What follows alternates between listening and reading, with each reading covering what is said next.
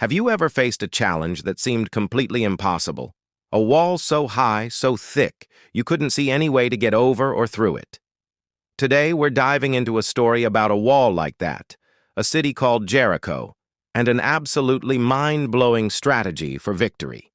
After 40 years of wandering in the desert, the Israelites are finally at the edge of the Promised Land.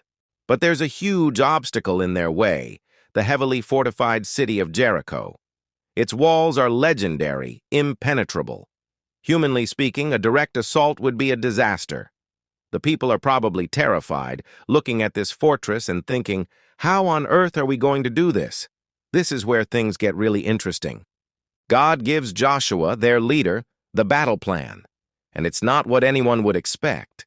There's no talk of siege engines, battering rams, or secret tunnels. Instead, God's instructions are, well, a bit strange. He tells them to march. That's right, just march. Here's the plan. For 6 days, the army, led by priests carrying the Ark of the Covenant, is to circle the city once a day. And they have to do it in complete silence. Can you imagine the scene? A massive army marching silently around a city, with the only sound being the footsteps and the blast of 7 trumpets made from ram's horns. Inside Jericho, the people must have been so confused. What kind of military tactic is this? Are they trying to intimidate us? Is it some kind of strange ritual? For 6 days, this bizarre parade continues.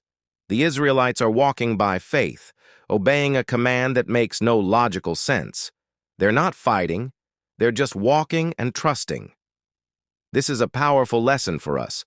Sometimes, our greatest act of faith is simple, daily obedience, even when we don't understand the why. Then comes the 7th day. The instructions change. This time, they are to march around the city not once, but 7 times. On the final lap, after the 7 laps are complete, Joshua gives the command. The priests will blow a long final blast on their trumpets, and at that signal, all the people are to shout. Not just speak, but let out a massive earth-shaking roar. Picture the climax. The sun is rising on the 7th day. The Israelites have been marching for hours. They're tired, but their faith is high. The final trumpet blast echoes across the plain. Joshua gives the word, and a unified shout erupts from hundreds of thousands of people. It's a shout of faith, a shout of trust, a shout of victory declared before it's even seen, and in that moment the impossible happens. The Bible says the walls of Jericho fell down flat. Not just a breach, not a crack, but a complete collapse. The very foundation of their enemy's strength crumbled to the ground, opening a path for the Israelites to walk straight into the city. This story isn't just about ancient history, it's about the Jericho walls in our own lives.